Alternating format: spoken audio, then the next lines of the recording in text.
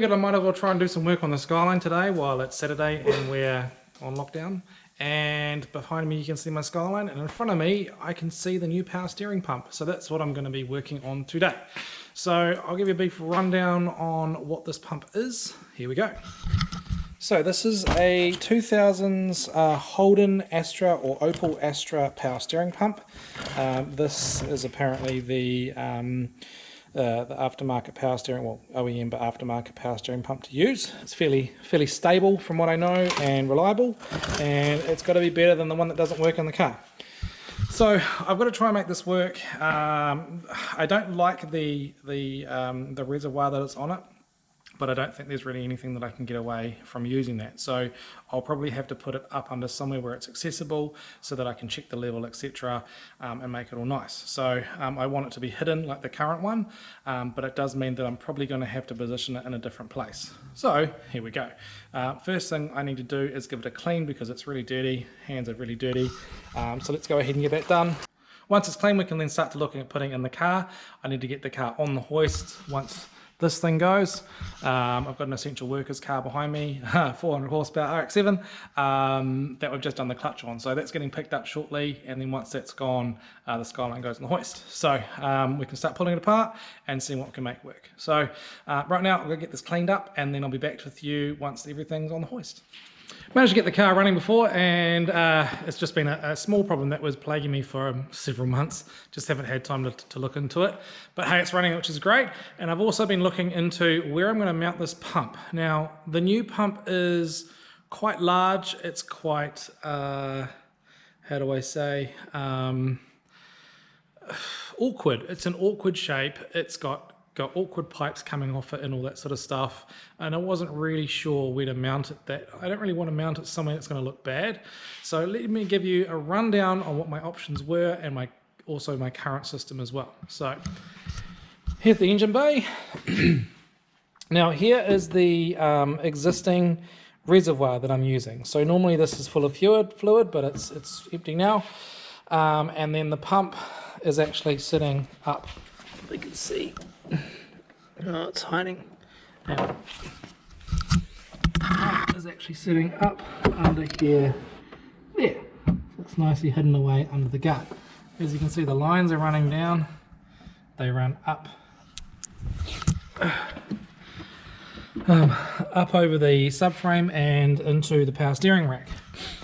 Now, I tried placing the new pump up under the guard, and yes, I can probably make it fit, but I'm probably never going to be happy with it. It's susceptible to damage, and I would need to make the mounting platform and everything really strong and hang it because there's nothing to support it from underneath. So it got me thinking, where else can I mount it? So I went into the engine bay and I thought, well, I can't mount it here. This is too much real estate's taken up. I can't mount it here because there's too much real estate taken up. I could mount it over down here, and I could mount it up and around down here. But I didn't want to do that either because that means extra stuff in my engine bay. So I thought, well, okay, I don't want to mount it underneath the front guard. I don't want to mount it in the engine bay just because, you know, I don't want to see it. So it's not a pretty item, you know, like it's functional, but it's not something that you want to look at and go, oh, that's nice, you know. So I thought, well, what if I put it in the boot? The boot doesn't really get used. It's full of other essential stuff. So let's go down and have a look where I think I'm going to mount it. Okay, you're going to have to excuse the mess momentarily. It's just I've got the battery on charge, or had it on charge, etc. while I was getting it running. Anyway, so if we look in the back here, just move that out the way. Okay, so we have my fuel system here. I've got a couple of amps here, which again, they're redundant because I removed the subwoofers. We have the CO2 bottle here, and then over here we have the power steering pump. Now the beauty with me putting it here is that I can actually hide it. So once it's all installed, I can actually make a case around it or something so that it's not seen. And I can hide all the lines, I can hide all the wiring, and everything will be nice. So basically, when the boot is opened, you see all the key things. This plate, by the way, that will get painted eventually. And I don't know if I'm going to retain the amps. They may come out, I'm not sure. But yeah, so the power steering pump, I think, should live there, just because ease of access. You know, I can simply just pop the boot and then look at it and see if it needs fluid, and top it up from there. I've already spoken to someone just before who's seen these mounted in the boot, and they seem to run fine. So I was a little bit worried about the length of distance for the pump that's going to have to work. But yeah, apparently these cars, not these cars, but you know, cars in general run fine when they're mounted in the boot. So the other thing that's opened up to my interest is the idea of possibly running AC at some point in the future as well. So I've heard of people running like a Prius power steering pump, because they're electronic apparently. So yeah, I'm looking at maybe running one of those, and that way I can have, sorry, not power steering, air conditioning.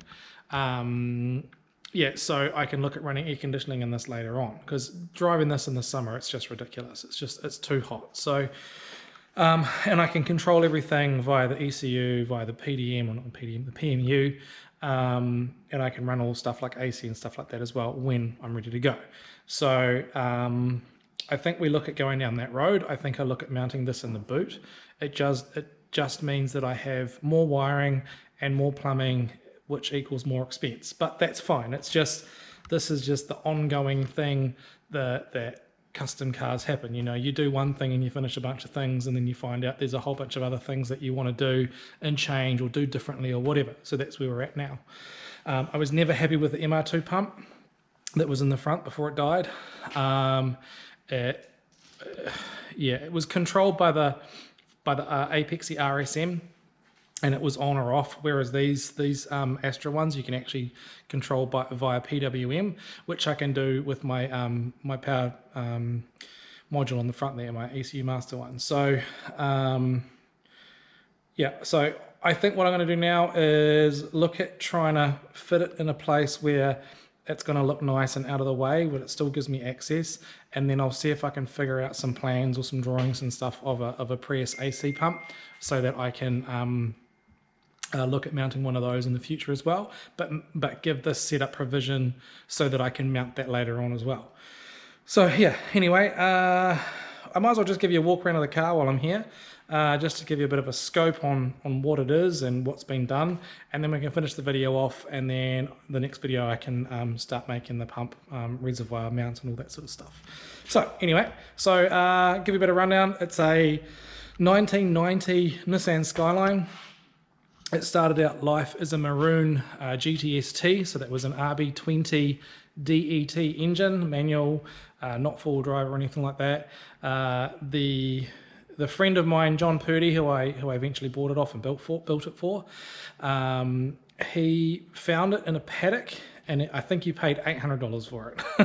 So it was, I think it was destined to be a drift car or something like that, or a spare shell or something. I can't quite remember, but yeah, it was from memory $800 that he paid for the shell, and then he proceeded to buy parts, etc., etc. Why the 13B? Well, the story goes that John told me that he used to have an R33 GTR, and he got a bit sick and tired of people telling him what he should and shouldn't do with the car in terms of what modifications and upgrades and all that sort of thing. So as a result, for whatever reason, he sold the car. He then bought this. He also had a 13B lying around, and he's always loved, you know, rotaries, and he didn't really know what to do with it. And then he thought one day, I might put the 13B in the Skyline. And that's how this project started. So now John used to do sound-offs, you know, like stereo competitions and stuff like that. I've never been big on that, but he was, and that's why we have, you know, this big Alpine amp, big Soundstream capacitor.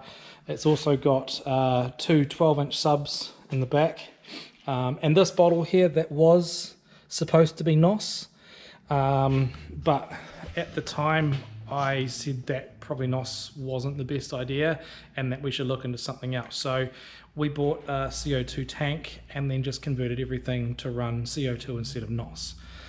So yeah, I mean, if I wanted to put NOS on this later, I can just simply disconnect the lines, run them somewhere else and get a new tank. So yeah, now this is all different. This is all since I've owned the car, this fuel system. So it's running a ProFlow twin pump surge tank. Obviously ProFlow, everything else. It's running a Continental E85 sensor or flex fuel sensor, which is not wired up yet, but as you can see, I just need to terminate the wires and hook that up. What else is there? Batteries over there. Some stuff needs to be tidied up and changed, but yeah, that'll come later. Now the guards, that's got genuine GDR, so R32 GDR rear guards. We purchased 2 guards from a guy in Christchurch, and we then proceeded to unstitch the original guards on this car and then put these on and then make all the custom adjustments from there. So we even went as far as the fuel flap. Oops, sorry, I was already there. The fuel flap here, that's all custom. Needs a bit of a clean, but yeah, that's all custom into the bodywork and whatnot. And as you can see, the blend's pretty good. It's got genuine GDR front guards. We purchased those off some guy in Auckland. The bonnet, genuine GDR. It's got a genuine GDR grille, aftermarket bumper, corner lights, greedy GDR intercooler, greedy GDR radiator, etc., etc. The engine's from a FD RX7. It used to have an FC motor in it, but when I pulled the motor down to give it a birthday, I found that it was so far gone, thanks to another shop that built it, for ruining that for us.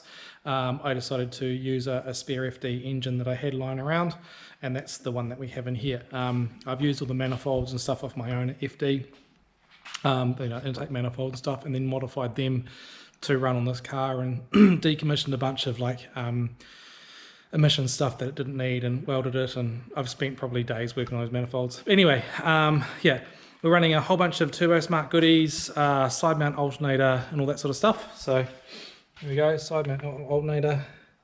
Again, everything's ProFlow, all the fittings are ProFlow. Turbo is by Steve Murch. From memory, I think it's a 6868 hybrid that he was doing. And yeah, one of the first revisions, so his custom mold compressor cover that he's had made.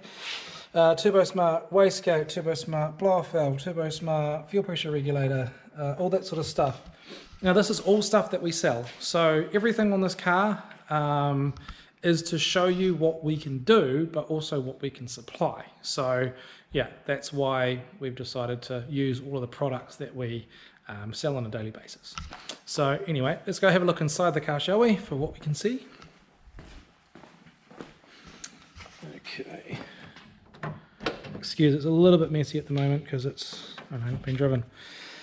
All right, here we go, Momo steering wheel. Now, the dash is a stock R32 dash cluster, but I had swapped out the mechanical speedo for an R33 setup and then had it calibrated, etc. It runs a bunch of Diffie gauges, Nismo gear knob, Nismo floor mats, Apexi RSM, wiring that needs to be fixed. Door panels, they're all custom, custom rotor designs and whatever else, custom speaker pods. The subs used to be in the back, but they've been removed. There's an alloy plate in the back to separate the boot from the cabin. 4-point roll cage that was made by Shaw's NZ back when we first started doing this car. And obviously Race Tech 4001 Ws, I think they are, 4001 Ws. The gearbox is running a Tremec TK0400 or 500, I can't remember. One of the two, brand new, and it's running a Quartermaster twin plate ruddy clutch. So yeah, there's also a whole bunch of like custom wiring and whatever else behind the dash that you can't see and whatever else. And I'm running an ECU Master PMU 16 for the power distribution, and a Link Extreme ECU so that I can run the likes of my fly-by-wire throttle cable, my fly-by-wire throttle. So yeah, I've got an electronic foot pedal that I've retrofitted into this car, and I'm running an LS3 throttle body on it, so I've got the full fly-by-wire setup. I'm hoping to get around about the 600 horsepower mark for this car. What else was that? 18 by 10 Amcred wheels. Now they are, from what I know, they are one set of 10 or 13 of this specific type, style and size. Yeah, between 10 and 13 sets ever made, so they're pretty rare. Brakes, it's got Wilwood 4-puts on the rear, little babies there, and Wilwood 6-pots in the front with floating front, floating front rotors and all that sort of stuff. So 6-pots in there. Otherwise it's pretty much a standard R32, apart from the teens and a bunch of other little bits and pieces, but you know, it's got the standard R32 hubs, standard R32 diff, which needs a new center, but that's another thing. Yeah, I mean, there has been little suspension upgrades and camber arms and all that sort of stuff added, but for the most part, the bulk of it is all factory Nissan stuff. Yeah, so I think that's about it at the moment. Everything on this car now has been done in-house bar the interior stuff. We had the hood lining and stuff made. I did the carpet myself, needs to be redone because I've had to pull things up, whatever. All the seat brackets and everything were done by me. Mike and I did all of the manifolds, the fabrication in the engine bay, all the titanium piping, because all the intercooler piping, that's all titanium. So we had to source titanium adapters for the blow-off valve, etc. You know, we've got an air temp sensor there. Needed to bring in some titanium rod so that we could machine down and put a thread in it so we could have our air temperature sensor on it and stuff. Yeah, so everything else is done in-house. So yeah, so just a bit of an overview of the car for those of you who haven't seen it before or don't really know much about it. And yeah, I guess I better get a video of it running, huh?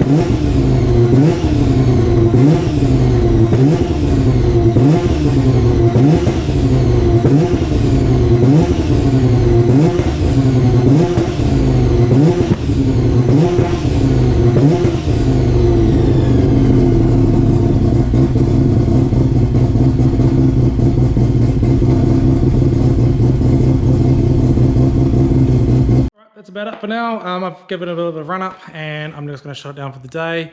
Now, next video on this car will be of me installing the power steering pump, and then we can look at all of the lines and etc. that are going to be needed for that too. So I may not be able to get those until after lockdown, but we'll see how we go. I probably have most of the fittings here, but there's going to be some things I probably don't have. So we'll work with what we can, get done what we can, and see how we get on. So next thing I've got to do before that is probably just bleed the clutch, but that's going to be a pretty simple thing anyway. So catch us next time. Thanks for watching.